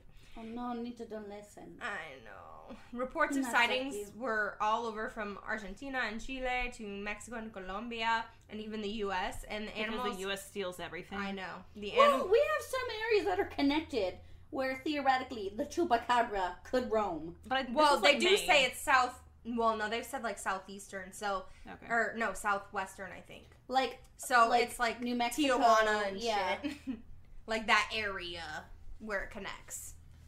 Yeah, I had just heard another podcast talk about it, and they were like, "Yeah, it's like disconnected up in Maine." And they're like, "What? Yeah, what?" Well, it's because America likes to steal everything. And... It's a hairless dog. Oh, I forgot to include that. It's hairless dogs who get this certain kind of mange. Oh yeah. I can't remember what it's called, but like, and so obviously they lose their hair and their skin scabs up. And so that's like actually what it is. Sad. It is really sad. They had a picture of a wolf with that kind of mange and it was so sad. Yeah. I love wolves. Puppy, no. Okay, but the animals had no marks except Carrie was for a horse girl and you were a wolf 2 girl. puncture wounds. 100%. With the notebooks and shit. I know. The notebooks. What? I know you had a wolf notebook. Oh, like a journal? Yeah. I was actually shit at keeping those, so I did not. Not even for school? Mm-mm. I mean, I had like notebooks for school, but I don't think I ever. Oh yeah, mine were the plain mead ones. Yeah. School supplies was the one thing I always had plenty of because we'd steal it from school because my mom's a teacher. Yeah. She'd take all the stuff her kids left and we'd wipe them down, reuse them. There you go. Eco-friendly. Yep. Eco-friendly. Yeah, like the animals had no marks except for the 2 puncture wounds, the fang marks, and they were all said to have been exsanguinated. Ooh. At the bottom of this article, it was all like, now read about the demon goat terrorizing towns and villages. Yeah. And I was like, demon goat. Amazing. And then there also have apparently been recent claims of seeing gargoyles as well. Oh boy. Oh! So that's and that like these were like recent. Love that. Recent. So that's it. That's all I got. My favorite bit in the 3rd Hotel Transylvania is on the Monster Cruise. I still haven't seen that one. Oh, it's pretty good. I'm not gonna lie. I've seen it like I've seen multiple parts times. of it. And they like go past a bar on the cruise and there's a little chupacabra and he's at the bar and the bartender hands him just a martini glass with the whole goat in it and he goes, "Here you go, Mr. Chupacabra." And it's just in the background. And I laugh every time. It's just it's a martini glass with a goat sitting in it. That's Here quality you go, content. Senor Chupacabra. I laugh and laugh and laugh and laugh. Quality fucking content. It is. It's good. It's a good joke. I agree. All right, so I have 2 P's in the same pod tonight. Castillo San Felipe del Morro and Castillo San Cristobal. We're going to start off with Del Morro, also called El Morro, because it's the older of the 2. So it's nicknamed El Morro, as I just said. But it was built by... I'm tired. My notes are discombobulated. Don't even worry about it. I don't even know what's going on. So El Morro was built by the Spanish starting in 1539, but it took them over 250 years to complete the castle. It finished in 1790. But a lot happened in those 250 years. El Morro literally means the nose, which is fitting as it sits on the promontory. And for those who need a refresher from middle school geography, it's a high point of land or rock projecting into the sea or other water beyond the coastline. And it's located on the northwestern point of Old San Juan. El Morro is a rather impressive fortress. It was the 2nd fort built on the island and had 6 levels to help intimidate their British and Dutch attackers. Not to forget the pirates of the Caribbean. God, Of the Caribbean. Amazing. In 1595, England's Sir Francis Duke launched an aggressive naval attack, and the walls stood strong. A couple... I'm sorry. You're welcome. I'm sorry. He launched an aggressive naval attack and the wall stood strong. Well, and to follow that up... I don't even get it. Someone can launch an aggressive naval attack. Me, my walls will stand strong. There she goes. There you go. You get it now, Catherine? I do. It took me a while, but thank you for clarifying. You're welcome. However, Sir Francis Duke was like a well-known... the word's escaping me right now because I didn't write it down. I just wanted to include it. Man. Man. He's a Captain. man, the man. He was a well-known captain for battling out on the seas. So Admiral. there we go. Is that it? No. You know, I'm trying. I'm just going to give up. It's fine. Me too. My brain stopped working like 8 hours ago, so it's fine. The fortress fell for the first and only time in 1598 when it was attacked by land by England's George Clifford, Earl of Cumberland. El Morro is made up of 6 staggered levels, including passageways, storerooms, barracks, and dungeons. Love a good dungeon. Heyo. My goodness. There are cannon. Gary thought it too, damn it. I'm just trying to learn about Okay. People literally died, Brianna. Lots of people literally died here. Hey, God. There are cannons lining the ramparts, looking toward the ocean, dotting along with domed garitas, or sentry boxes, that have become an iconic symbol of Puerto Rico. Do yourself a favor and look these up. They are stunning. Puerto Rico is stunning. Oh, yeah. Kept getting distracted by the beaches. Mm-hmm. Yeah. I'm not even a beach person, really. Like, I normally would rather look at architecture, but they're so sparkly and beautiful. They're so sparkly. So, following some devastating attacks on El Morro by the English in 1598 and the Dutch in 1625, the Spaniards decided to build a second fortress. El Morro guarded the bay, and a new Castillo de San Cristobal watched over the land east of Old San Juan, and so they're facing opposite directions. San Juan. Or they're posted on opposite sides. Mm-hmm. San Cristobal, St. Christopher's Castle, was named for the patron saint of land travelers, which is perfect because it was built to protect San Juan from land attacks. So, good naming. It was built between 1765 and 1785 on the northeast edge of Old San Juan, and they continued working on it for over 150 years, as they do. San Cristobal stands 150 feet above sea level and will allow for some serious crossfire when partnered with El Morro, and they sank some ships in that harbor. Winky face. I literally don't know what I'm going to do with you two. I was gonna say, this was not even me. She said it first. San Cristobal was designed mixing a model known as defense in depth. Did you show the... It's amazing. She showed us a chair, just so all of our listeners Guys, know. when I need to stay awake, this is what I do. I'm not being rude. They know I do this. Yeah, and then she sends us And stuff. then I send and we're like, Yeah, I was gonna say, I want to buy it. Yeah. I do Okay. need a chair. Yeah, it's not rude. I'm helping Bree and Carrie furnish their homes. But I can't shop for another 2 weeks. But girl, But I'll you do also- this for 2 weeks. Don't worry. I'll You- do this for 2 weeks. You missed my... I was laughing about the sex thing, and then I forgot. I that said it's another right sex there. thing that you missed. The harbor? I missed that another thing. Addition to the sinking it in the harbor? Yes. San Damn. Cristobal was designed mixing a model known as defense in depth, Mm-mm. which incorporates multiple levels and several layers of fortification that Sounds are walled... like a duck's vagina. Why ducks? Why a It's a duck? corkscrew. And they have, like, trap doors, like, haha, dead ends. Her husband taught me that. They have, like, dead Colin ends. literally got really offended by ducks one day and made everyone watch an educational BBC video In about which- how aggressive male ducks are. In which you Yeah. also see the inside of a female duck's vagina. He literally thought everyone needed to know that it's not okay how male ducks treat female ducks. So he, I mean, just go down to San Antonio to the Riverwalk and you'll see how they treat each other. yikes. Woof. I'm still in the middle of the sentence. Let's see if I can get through this sentence. You brought up your sex joke again. That's on you. Like, I already got interrupted. And she said she got stuck on the sex joke, and I was like, well, you missed another one. Okay. What a cute chair. It was a cute chair. Let's restart this. San Cristobal was designed mixing a model known as defense in depth and a French-influenced Veruvian-style fortress, which is an irregular, triangular-shaped bastion. And so they had 3 little bastions. Tri-bastions. Sebastian. That's what I was going for. They were Thank protected by a giant crab. It was surrounded by a dry moat and incorporated a series of tunnels that allowed for troops, weapons, and supplies to be moved safely and protect troops during combat. Guys, so here's my thing. Dry moats are stupid. Yeah. Thank you for coming to my TED Talk. They even have what are called counter mines that can be stuffed with gunpowder and set to explode under the enemy on the battlefield. This would destroy part of the battlefield and inhibit the enemy from getting into the fortress through the tunnels because they had collapsed. Kapah! Watch the blood and the shit spray! Oh my god. Thank you. I'm scared. The main plaza is where most of the action happened. It's where the troops were gathered to run drills, receive their inspections, and assemble for their formal events. Around the plaza, there are 11 casemates that provided support for the structure.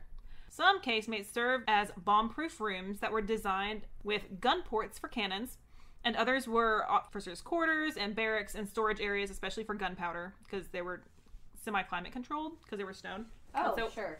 And so it was stable for gunpowder. Probably And a good idea with how hot and damp it is. Because if it gets too humid, it's useless. Yeah. And so they were able to seal it off, and it was climate controlled. Good. But they were also the kitchen and bathrooms. So casemates were important. Muy importante, one might say. Importante. Fun fact, San Cristobal is designed to catch and retain rainwater under the plaza. This points to their ability to be self-sufficient, and it's still used today to maintain the national park. That's really cool. So it's like a giant rain barrel. Yeah, and it can hold like Underground. 800,000 gallons of water. That's really cool. Yeah. Oh, So, it helps the national park. That's nice. yeah. The dungeon is ornamented with drawings from an 18th century prisoner. Oh no. So he just like drew on the wall. Dungeon wall drawings are so scary. But I want to know if they're penises. Probs. He's a prisoner. What else is he gonna draw? I don't know. Maybe like what the guards were doing to him. Actually, in Edinburgh Castle, there's quite a few like American drawings on the wall, which is really interesting. Where they were prisoners. It's cool. But also sad, but cool. Yeah. But they didn't have to torture their prisoners because they would rather let them stew in the heat and darkness with the rodents and insects crawling around on them. I would rather be tortured. Yeah. Don't lock me in the heat. One shocking prisoner was... It's not the rodents and insects. It's Or the dark. It's the heat. Are you kidding me? Oh yeah, like Well, we knew your it girl wasn't gets the heat dark. rash. Bet you there are some mosquitoes that got down there too, so. Insects? Yeah. Just, ugh. But one shocking prisoner was a friar who was convicted of murder and was chained to a wall for over 20 years. Oh, damn. Didn't he just die? Damn. Yeah. Both castles are quite intricate, and yes, they are technically castles, though they were primarily used as fortresses for military function. I mean, aren't they called, like, Castillo? Uh-huh. Yeah. And so they are technically castles, Okay. but they were just mainly used as Yeah. fortresses. Yeah. They're multi-purpose. Yeah, buildings. so I can call them appreciate both that. just because of their function, Yeah. but technically castles. But yeah, they were very deadly when they were used in tandem. In 1797, they helped repel an invasion by Sir Ralph Abercrombie. And Fitch. Is it that guy? No. Is it that guy? And of course, No. Like it was like an outdoorsman company originally. Abercrombie and Fitch. That's why I asked. I don't think so. Ralph Abercrombie? Someone look it up. But of course, my initial comment was, Hollister, was that you? Thanks to the Spanish-American War, the Americans took over Puerto Rico and 2 modern structures were added. Structures were added to El Morro in 1898. Once they started adding onto the castles, they lost the character of the original design, unfortunately. From 1906 to 1908, the U.S. repaired a lighthouse that now, unfortunately, sticks out from the architect, which is a bummer because I love a good lighthouse. Yeah, lighthouses are cool. So they, like, Also, updated it good so it no movie. longer matches the surrounding architecture? Gotcha. Was it for like safety purposes? It didn't say. It just said that they repaired it, so I'm assuming that... If they had to modernize the Updates, light, maybe. yeah. But it is like a safety thing, so I guess I hate it when they have to do that. But Yeah. During World War II, the castles tracked the movements of German submarines in the Caribbean. I like that little nugget. And then it was at this time that the U.S. Army added another fortification on the outer wall, installing a military bunker on the top level. And then in 1942, the U.S. added military bunkers and concrete pillboxes to San Cristobal, which are not in the original design and detract from the original structure. And they're still there, and it's quite an eyesore. But, of course, it's the visitor center, so you can't really get around it now. yeah, Woo! that's like there's so many like gorgeous castles that have like a modern visitor center, Uh-huh. and part of me understands because it's making it accessible for like wheelchairs and stuff a lot of Yeah. times, which everyone deserves to get to see part of history. Absolutely. But sometimes it's a bummer, and I feel like they could have been a little bit more subtle. Mm-hmm. But I Do still your get it. research. Make it in the style. In 1961, yes, the U.S. Army retired El Morro and San Cristobal, combining them to make the San Juan National Historic Site and allowing the National Park Service to establish a museum on the site. So then in 1983, the San Juan National Historic Site was declared a UNESCO World Heritage Site. Love a UNESCO World Heritage Site. Yes. So they were used for protection for about 500 years. And during that time, they acquired a few stories. So I have 2 little legends for y'all before we get onto the ghosties. Okay. So this first legend focuses on the garitas, or the sentry boxes. And I only found this in primarily in one source. It mentioned it in another one, but it was just like, oh yeah, and this little thing. Like half of a sentence. But I thought it was cool, so I wanted to include it. Sure.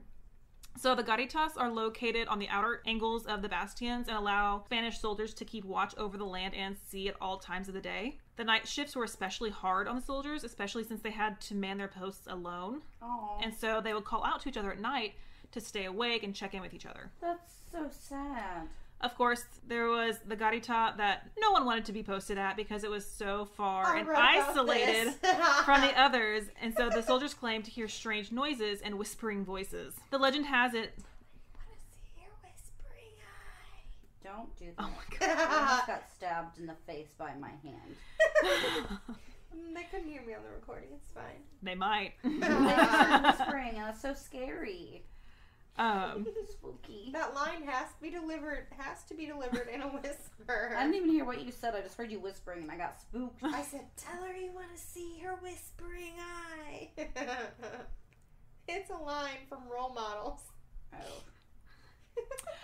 The legend has it Not a good reference, Bree. that there was one night when the soldier posted there simply vanished. Yeah. They called out to him in the night to check in and make sure that he was awake and doing okay. So when he didn't respond, they went to check on him and only found his uniform and his rifle. His uniform? He's Nicky. Oh my god, the aliens got him! He just disappeared. Or he goes swimming.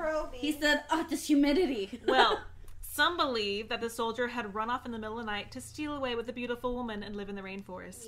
I meant, good for him. While love may have motivated this disappearance, it doesn't explain the multitude of other soldiers who disappeared from this garita, now known as Garita del Diablo, or of course, Devil Sentry Box. If they can put the devil on it, they will. Another. Did you have more on that? No. Okay, so another one I read, they were like, I talked to a guy who used to be a guard for that, and he had a cigar, right? And he was trying to smoke it because it's like back in the armpit of fucking guard spots anyway. Yeah. And like no one ever saw them or checked on them. Smoke But Johnny. the water would come up, or like it would rain and shit, so it like got all his matches wet, so he couldn't smoke it. And then he saw lights off in the distance, and he's like, fuck it, no one's coming to check on me anyway. And it was like a party, and there was this beautiful maiden there, and he danced with her and blah blah blah. Well then, I don't know if they had sex or if he just got caught up. I don't remember. Yeah. But like he got caught up in this whole shit. And then he heard, like, the bell to change shifts. And he was, like, super embarrassed. And also, if you leave your post, it's punishable by death. So he was like, peace out, I'm dipping, motherfuckers. And he just, like, moved to somewhere else. And that's what happened. Yeah. I mean... That just sounds like a dumb person, not a ghost. Yeah. Alright, so our second legend here. This is from the 1925 collection titled... I'm gonna fuck this up so bad. Spooky, scary skeletons. Leyendas y tradiciones puertorriqueñas. Puerto Ricanas? Yeah. Puerto Rican legends and traditions. Yeah. Bam. By Caetano Colitoste, who was a Puerto Rican historian and writer. This romantic tragic tale takes place in the 1700s. Maria Dolores was the city executioner's daughter. In a very Shakespearean manner, she fell in love with a man named Bentecourt. Bentecourt? Sure. Cool name. Yeah. Who was a young rogue and thief. Oh. Little badass over here. We love a rogue. However, he was eventually caught for his crimes. He failed. And once again, of course, this meant that Maria's father was the one who had to execute him because Daddy was the executioner. No, Dad, no. What a weird job. Right? It's like, gotta go to work. Have a good day, honey. Yikes. Maybe not have a good day. I don't know. Yikes. In that time, as we should probably be familiar with in modern media, they would leave bodies to hang as a warning. Yeah. Well, how else are you gonna scare people We into talked submission? about it in the London episode with the pirates. Exactly. That's why I said, like, people should know this. Salty and bloated. That's what I was waiting for. And so they hung him at the top of a hill outside the city walls and left him there for the following 24 hours. Unfortunately, So sad. Maria would also see the lifeless body of her love and decided to hang herself next to him. Damn. When Maria's father found her dead next to Bantecourt, he also perished. It's like freaking in what's it called? Jojo Rabbit. So, Oh. it's so sad. I have not seen that yet. Well, I didn't give you any more than that. No, Yeah. I'm just saying I haven't seen it yet, so I don't know what you're talking about. It's real good. It's the one where my tongue was dyed black and I pooped green. Yeah, that was, wasn't it? I would like to point out once again that it's always Carrie with the poop. It's literally the same story. I think I've told it 5 times here. 2. This is the second. More than just 2. Don't- Because I talk about Colin having... Don't squinty eye me. I'll squinty eye you if I want to squinty eye you. You're only allowed to give me your speak parcel tongue to me eyes, Carrie. Not your squinty eyes. So, the ghosts of Maria Dolores and her love Bentecourt haunt the location where their lives were cut short. These are just 2 of the many ghosts that still haunt these castles. Does her dad not also haunt the place? Nah, he pieced the fuck out. Okay. So, getting into the ghosts, I read a Ghost Hunters International article on the Ghost Hunters team experience there. And while I usually get like some really good information from this, I had to share it because it was too petty to not share. The person writing was not feeling the quote, "I get a bad feeling here" response that they got from Susan, who said she began feeling dizzy and almost trance-like, and he was like, "You faking." Damn it, Susan. Damn it, Susan. Susan. The person writing this article dragged her through the coals for all the theatrics. It was hilarious. Like, Maybe she was just really hot, because, like, me too. Yeah. I would be that girl who passed out on a ghost story just because it's so freaking hot outside. Well, they compared it to, like, their son being like, "Oh, I'm too sick to go to school." And, like, putting on the theatrics of, like, "Oh, I think I feel a ghost." Oh. Yeah. I'm just like that all the time, so sometimes I get confused. Oh, I just see things and I'm like, "Ghost?" Ghost? I hope so. Ghosty? The dog that lives in my apartment. Oh, I'm only going to be there for, like, another month. That's weird to think about. Anyway, to be fair, though, like, the focus of this was, we want more solid information. Mm-hmm. Like, I don't care about your feelings right now. Get something on the EVP. So it's a high school gym teacher? I don't care about your feelings right now. Give me something real. I want results, damn it! But luckily, they did actually get some results. And so, on some EVP readings, I'm about to burp. Hang on. She said, and she expelled her demon. No, it was just a little burp. I had just a little... Don't lie. You already saw me burp. Nothing came out. But yeah, so on the EVP readings, they heard a voice say, "Damn," and laughter. Damn. Damn. We are hocus pocus themed gnomes. Can we get them? Can we each have one? Aww. I love them. Zach would dead ass shit himself. Good! He would have to clean it up. Guys, No, I'll put it in the bathroom. I love gnomes. I love gnomes. I just love them. This is Halloween. Okay, anyway, so other than the EVP reading saying "damn" and laughter, thank you, that was the reaction I want the first time. We were distracted by the hocus pocus gnomes. I know, but that was like my little... I said damn and giggled. It was a quiet giggle. But it was delayed. Those gnomes are fucking cool, Carrie. You should buy them. Sorry. I know. Anyway, so they saw an entity pass through an archway in the lighthouse. Ooh, The Lighthouse, good movie. Still haven't seen it. Nope. Paul heard shuffling through the tunnels, but couldn't figure out what was causing it. Rats? And it never, like, followed up with it later. They were just like, he, like, went off to follow some shuffling sound. I'm like, but where did he go? He went to follow it. Nope. Yeah. Not that. And finally, Zhou Chen, who apparently is not their person to do this, began speaking in tongues to reach out to a Chinese prisoner who had starved to death. What? Huh? But, like, apparently that's not his regular job. Someone named Barry usually does it. And... So Barry normally talks in tongues? Tongues. That's awesome. Yeah. Can someone teach me how to speak in tongues? I'm Good speaking old parcel tongues to Barry. you. Let me. Teach me how to channel it. Teach me how to channel. Teach me how to channel. The funny thing is that actually popped into my head. I know it did. That's why you said it that way.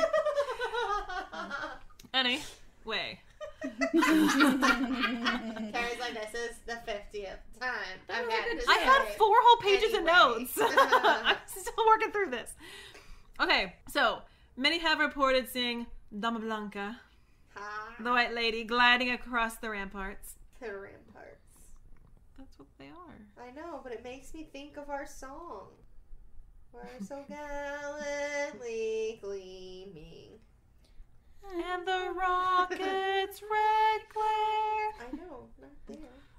For the ramparts we watch. We're so gallantly gleaming. See? Streaming. That. It's too many G's. That's an S. I'm I tired. know, but gallantly. Streaming. I know, I was saying I said too many G's. There's 2 in that. 3. I could use some Z's. Boo. Good God. Well, of course, my first thought was, I have some G's. I thought that too, but I was leaving it out so I didn't get bitched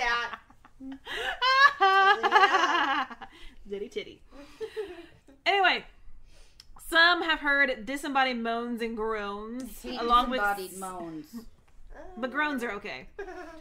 And seeing the spirits of soldiers and prisoners still roaming the fortress. I usually like my moans and groans attached to a body. I'm sure you do, Brie. I like my moans attached to a body. Groans can just go away. Sometimes they make groaning noises. Who's they?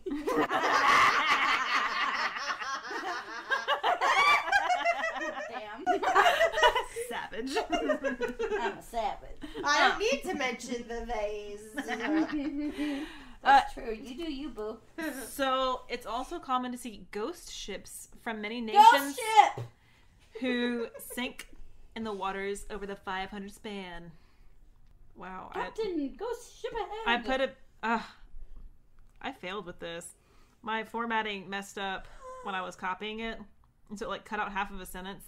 But it's supposed to be something witty like sank in the waters over the 500-year span. The castles were active. And then there was like who refused to let their motives die. I was like, what? I don't know what I was trying to say. But yeah. Anyway, ghost ships. Ghost ship. But like they're apparently fairly common to see. Yeah, I love that. Spooky. Yeah. So, in modern day, you can pay $5 whole if you're adults and $3 whole if you're a child. That's good. Yeah. To visit the grounds, you can either wander or have a self-guided tour. They're open daily from 9 a.m. to 6 p.m. unless the weather is bad. Mm-hmm. And then, like, it's a lot of walking, so you don't really want to be out there anyway. But Slippy fall. it's slippy. However, on clear days, it's a picturesque spot where you can have picnics and fly kites called chiringas. And they sell them on site. So you can just like buy a kite and fly it around. Oh, I read about that place too. You guys Yeah. want to hear a funny thing? I love to hear funny things. I'm afraid of flying kites. What? Why? I don't know. I'm afraid of umbrellas, so I kind of get it. What? I've been afraid of flying kites since I was little. Just something about like holding it, and like when I look up and I just see it, and it's just like air holding that fucker up. I literally get like sweaty and dizzy, and I like literally can't do it. I hate it. We used to have kite day. Once Like a I year. get vertigo. I get vertigo Okay. from looking, I guess is what it is. But I get like dizzy and clammy, and I used to scream. And my parents were like, "What the hell is wrong with this kid?" And I'm still to this day like I can't fly a kite. Aw. Okay, I'm afraid of umbrellas and have been since I was a child, like 6, because one time we had a really bad fucking storm and my stubborn ass, even at the age of 6, was like, no, I'm walking my friend home. She's not walking home by herself. And it was literally across the alley. Mm-hmm. But they're like, it's getting ready to storm. And I'm like, I've got my Tweety Bird umbrella. It's fine. I was 6. Like, a stubborn little fuck even then. And so I'll be damned if it didn't start storming really badly when I was walking back. And it was so fucking windy, it kept flipping my umbrella inside out. And it started pulling me, like, dragging me along. Because it was so windy. I thought I was going to be, like, Yes, Take it drag away. her. but I wasn't, like, on the ground being dragged away. Like, I was standing up, holding onto my umbrella, and it was, like, pulling me across the ground, and I was so fucking scared. So Yeah. that's why That's I'm fair. afraid of umbrellas. Yeah, I meant kind of the same thing with me with kites. Only I don't think a kite could get me off the ground, but you know. I don't have any weird fears. Well, good for you and your normal childhood, Carrie. Right? God, Carrie. I just take no shit. From the evil kites. umbrellas. They're scary. I had a badass kite. Because we'd have kite day every year. And so I had this big boy. Oh, Big boy. he was impressive. he would beat up the other kites. God. I literally am like my battle hands kites. are tingling just thinking about it. Trademark. Battle kites. That reminds me of like the battle bots or like those fucking nerdy. They're called Competitions? Beyblades. Yeah. And then battle bots. No, I said battle bots. I thought you were talking about Beyblades. But then they also have that nerdy thing on TV where they make like little robot fighting things or some shit and they battle them out. It's pretty funny. It's fun. Anyway, Like Battle of the Bots? I don't fucking know what it's called. One of my kids did a project on it. That's all I know about it. I think we did something like that for DI. I'm savage. Classy, bougie, ratchet. Well, I think that concludes my portion. Oh, is that really the end of your portion? Yeah. Okay. So I was like, and now modern days you can travel there and it's nice and you have kites and picnics. Kites. And then I that's was usually afraid. when I like. Okay. Got Damn, it. did we make it through 4 pages of notes? Well, we only got interrupted like twice. Both for good reasons. That chair was pretty. It's a good chair. All right. I don't think Zach would let me buy it.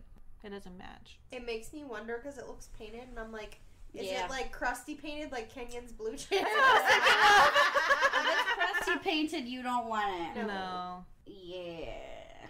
Shout out Fine and Crime. Okay, so today we are going to talk about one case in particular, but I am going to start with this. So San Juan has a lot of murder and crime. Major cities tend to. The per capita is a little bit higher than a lot of other places. Studies have shown that warm weather increase crime activity. Mm-hmm. So I wonder if that has something to do with it, because typically warmer cities have a lot more crime. Texas. And, you know, after City. just like Hurricane all of Maria, Texas. crime has gone up some more because Yeah. they're severely underpoliced and they also don't have near as many resources. A lot of it is gang violence and drug issues. Mm-hmm. My story has a little bit to do with both of those. There was one serial killer that I found mentioned who was a male sex worker who was murdering his male victims, who would, like, basically he'd take their money, get to know them, like, on a personal level, become, like, a frequent sex worker, maybe even to let the other person believe that they were in a relationship, and take all their stuff and then kill them. He identified as a straight man, and he literally was just killing these men for their stuff, and he was called the Angel of the Bachelors, essentially, but I could literally only find one article, and I translated it, so I'm not sure I got accurate information, so we're not doing that. I tried my best, but I'm not very good. So we're going to talk about a different story that has a couple tie-ins to my family. Not, like, personally, but there's just, like, weird similarities between, like, names and stuff. So we are going to do the case of Maurice Spangletti. So he's an Italian-American. Mm-hmm. You can tell with that last name. Yeah, from New Jersey. Joyzy. And it's... Everything is legal in New Jersey. Yeah, Hey. well, he seems to be a pretty good guy. He, like, worked his way up really high in corporate banks. And so he worked for a ton of banks on mainland America and became really successful. He had his wife named Marissa, and they were, like, super in love. And so he was offered a job to basically fix the problem at a bank company that is based in San Juan. And it was a pretty prestigious move. So he moved, and he was working there at Doral Bank in charge of all their mortgages. Ooh. And he and his wife started doing it, like, long distance, and they couldn't stand to be apart for more than 3 days. So eventually they moved there. Mm-hmm. She moved from New Jersey, and they have some older children. And he and his wife were living there, and he seemed to be doing an extremely good job. So he's 57, and he was the number 2 executive at this bank in Puerto Rico. The bank had almost been completely destroyed because they lost so much money. They were just, like, hemorrhaging money. And that's why he was hired in, completely outside, to come in. He was second in command, and they asked him to... Did she fart again? I saw it hit your face. Nita just farted. God, And I'm laying here died in and her my face. asshole. I know, she got me earlier. Aiming it at you now. That does not smell like fajitas. No. It smells like dog asshole. That's what it is. Exactly. So, anyways. She's knocked the fuck out, too. She's like sleep farting. She's like, Zach will sleep fart on me. Not gonna lie, I think I do that sometimes, too. You brought that up with my sisters the first time. I was like, oh, we can just sleep. It was like at my parents' house. And I was like, oh, you can just sleep in my room with me. And you were like, well, should we eat beans? Do you pass gas in your sleep? Oh, that was with Gracie. Yeah, I don't remember the context. I just remember you I pass said, gas. I said, well, are you sure you want me to eat beans? Because I'm pretty sure I pass gas in my sleep sometimes. We were like, what the fuck? I was raised as a lady. We do not say fart. I say fart all the time now, but that's mostly because I'm like, fuck you, I'm not a lady. Passing gas just makes me think of my Nana. Because I was raised by old people. What do you want from Yeah. me? I'm just a Southern belle. Okay, so a bunch of Wall Street investors, this is also translated, so a bunch of Wall Street investors came, bailed out the bank. He's there to keep everything in check. He arrived, he made a good first impression, so he's huge. He's 6'2", 250 pound, really strong Jersey accent. He's super Italian American, like all the stereotypes, so people liked him. They kept calling him Tony Soprano. That's awesome. But like the nice Tony Soprano. Yeah. So he fit in really well, and everything I can see, like he was a loving family man. He like worked his way up from nothing and to be like very wealthy doing this. And he was excited to like go to a new place and help this bank, and he took his job very seriously, and so that is probably what caused his downfall. Oh. So he took his job it gets very complicated. So, okay, takes his job very seriously, starts finding that things are being overpaid. Mm-hmm. Okay. Certain things he thinks are too much money. And the most important one that we're going to focus on is a janitorial service. Mm-hmm. That was getting paid way, way, way more than he thought a janitorial service that comes, like, into the office. Like, yeah. It was one of their clients, not even that big of an office. And so they were paying, I think it's, like, just a huge amount of money, okay? Like, $23,000 a month. Yeah. Questionable. And so, there's a lot of information about the person who had the bank before. He was like a playboy, lost all the money. They brought him in. Someone went to University of Scranton and worked for the same company my grandma did, which is really fun. General Electric. Because this is translated, it's kind of in a weird order. So, there's a whole bunch of people, and I'm going to try and get all their names right. There was a new woman who started working there, too. Her name was Lesbia Blanco, which is amazing because her name is literally white lesbian. Yeah. But she worked in like the inner circle of the man who was the playboy who ran it. So I can hear Nita snoring. In the microphone? Fucking A, dog. Because I was like, I hear this. And I knew I heard it out of my non-butted ear. But in my little earbud, I heard it ever so slightly. That's Ghost Dog for you. Our little mascot snoring into the microphone. So, Lesbia was working late one night. A security guard comes in and says, hey, Wakeman, the playboy guy who ran into the ground, has people in his office that I don't know. And he's like, you're really high up in the company. Like, is this okay? Are they allowed to be in there? And she sees a picture and she doesn't know. She goes in to talk to Wakeman's secretary, who is really close with him. The only person who could use his like special elevator, everything. Mm-hmm. And said that the man that was in there was her Santeria godfather, and he was helping the bank with its recapitalization.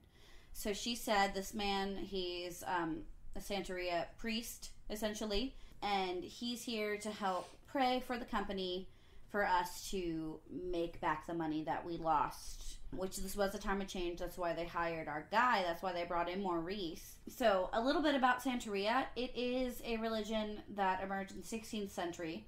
So it's a group of people from West Africa called the Yoruba people had a religion that basically is one God created the universe, and then there's deities, kind of like the Greek pantheon or the Roman pantheon, that watch over certain aspects of things. And it is combined with Catholicism that was forced upon them as slaves. So Santeria is the saints. And so they assigned saints to their deities, and so they could continue practicing their religion, but it kind of is mixed together. So, like, is it Saint Peter helped you find lost things? I think so.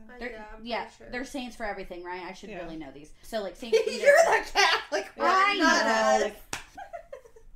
Or Saint Christopher is for lost, like, the Virgin Mary is saints of mothers. So, they're a patron saint of something, just like they had patron deities. So they still believe in God, like capital G God, and then they had the saint deity hybrids that they used, okay?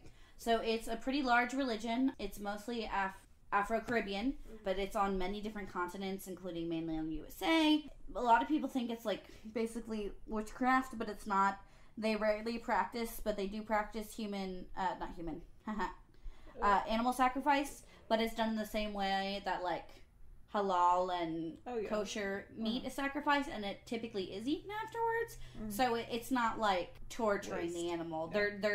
It's essentially hunting in a little bit of a different way. But they do have protection, different ways to protection. It's not like witchcraft in a sense. It's more like rosaries and holy water kind of protection in its own way. So they said he's a Santeria priest. He is coming to help pray. They're like, okay. The owner of the bank, Wakeman, is Jewish and from not Puerto Rico. And so they thought that maybe he like had converted and this is what they were doing, right? And so whatever. People who aren't practitioners of Santeria tend to be a little bit nervous about it, even though it's pretty much just like every other religion. There's always going to be a couple of people who take things too far, but most people are just practicing their religion and keeping it chill. So people think that's kind of weird, right? Yeah. No one else came forward because they were afraid of the Santeria and the process and like the consequences. So they were afraid that if anyone said anything about like these weird practices happening, that they would be cursed essentially. At this point, the man that they find out, his name is Rivera. Our guy Maurice finds out that he is the person who owns the company that they are paying a huge amount to do the janitorial work. Ooh. Okay? So he's hanging around with his group of people practicing a religion, allegedly, to help bring, like, prosperity to the company, which people pray for their jobs all the time. Right. But they find out that he is the one that is getting all this money. And our guy Maurice is like, we can't pay that much money. And he's looking at it strictly from the books. He literally, at this point, just thinks it's for a janitorial service. Everyone else thinks that maybe it's for, essentially, the religion to be brought in to the building and bring prosperity. So, half the people think that it's for the Santeria practices. Half the people think it's for the janitorial services. Turns out it was for drug trafficking. Hey-o. Yeah. So, but he doesn't even know this, okay? One day, he literally is out, and this is like the really simmered down version because it's very convoluted, okay? Maurice is driving home. He leaves work. He's going to see his wife. He's on a major highway, the same road he takes every day to go home. And he is shot in his car as he is driving. 23 shots make it into the car. Damn. 23. 3 hit him in the head. He is dead on the scene. Yeah. Oh my gosh. A bunch of people were fired. A bunch of things happened. His wife is absolutely devastated. Yeah. The FBI is brought in because it is a commonwealth. The FBI can find nothing to tie it to him because, like I said, he was like a legitimate, hardworking businessman. He had no extramarital affairs. He had no issues with anyone. He was new to this place and seemed to be getting along well. It certainly wasn't his wife. It was not his kids. He had no financial issues, wasn't doing anything illegal. And the only thing that they could find was that he was ending contracts at this bank for things that he thought were unnecessary in order to save the bank money, which is what he was hired to do. So the FBI is like, it has to be something to do with that, but they had no leads. It took years, 7 years, for them to charge anyone. His wife, Marissa, tried to sue the company, saying he had found evidence of fraud and corruption. And the lawyers were like, do you have proof? She's like, no, just what he told me. And like, why else was he shot? So they had to drop her suit. But she paid thousands of dollars into a fund for information. And so 4 people have been arrested in connection with this crime. None of them have been officially charged as being a gunman. And that was in 2018. Wow. Because this all took place in 2011. Man. Yeah, so pretty recent. There was a lot of different lawsuits happening, some criminal, some civil, trying to get information. A lot of people were afraid and then charged with perjury because they were afraid of the Santeria. They had to drop charges and then reapply them later when they got more information because, like, it was pretty clear that people know what happened, but they had no evidence at all to support anything. The lawyers, a lot of them say that there's no evidence that said anything to do with Santeria. They're claiming it was just for his cleaning services because people are kind of hung up on the Santeria part, but it's like clearly about drugs. So the FBI announced a $20,000 reward for information leading to an arrest, and Marissa offered $10,000 of her own. So that's his wife. So it's $30,000. So it's fraud and murder investigations right now. And Marissa, which is kind of cool, she currently owns a shop back in on the mainland America, I think in New York. And it's all like purses. It's like a purse boutique. And she donates the profits from her shop to like solving crimes. Oh. Yeah. Nice. And so there's a whole lot of names and a whole lot of people, but that's basically the basic outline of it. Like I said, it was hard. I translated most of these myself. The only ones I could find in English were one thing on a realty website. Oh. Because he did mortgages. Yeah. And it was more like an obituary for him, and one for a business group. And then there was 2 news articles from 2017 that stated, or 2018 that stated people had been arrested in the 2011 death of a New Jersey businessman in San Juan.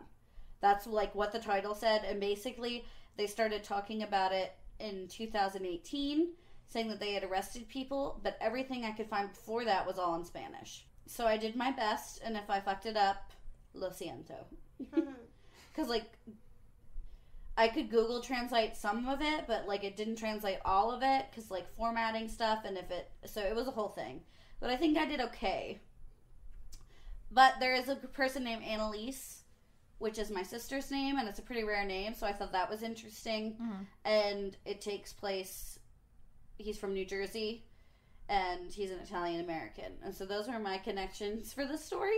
I am glad he's getting justice, and his wife seems like she's doing, like, incredible things, which is really cool.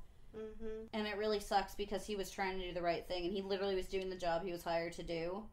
And I mean, no one ever deserves anything, but a lot of times when you get these businessman killings, especially like that violently, a lot of times they're the ones who are doing some sort of fraudulent activity or something, and they just get in over their heads, and it's never an okay thing for them to get murdered or hurt or threatened. Right. But a lot of times you can kind of like follow that line and be like, oh, this led to this.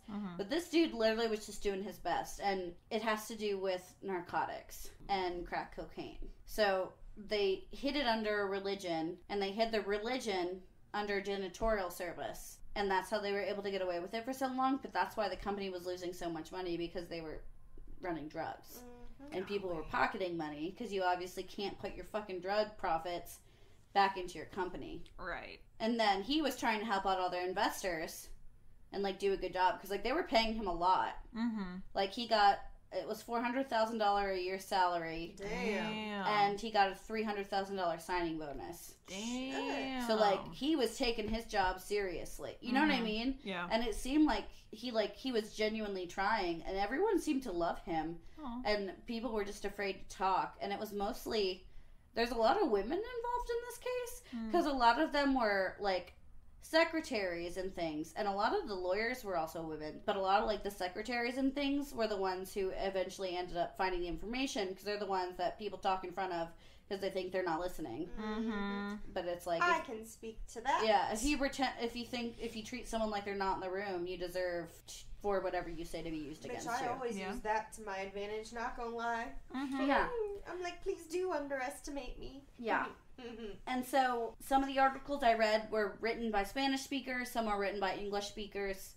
Both had translation parts in it, and I'm a little iffy on both, so I hope I did the story justice, but it was really interesting, and it's like, I don't know, I feel like if they ever made a movie, it would be like a really classic, like, action movie. Yeah. Do you know what I mean? Like, it has, like, the Santeria angle, it has, like, the rich bank, like, living on the beach in San Juan, and then it has, like, the drug lords. Like, I feel like they would 1000% be playing the song Santeria.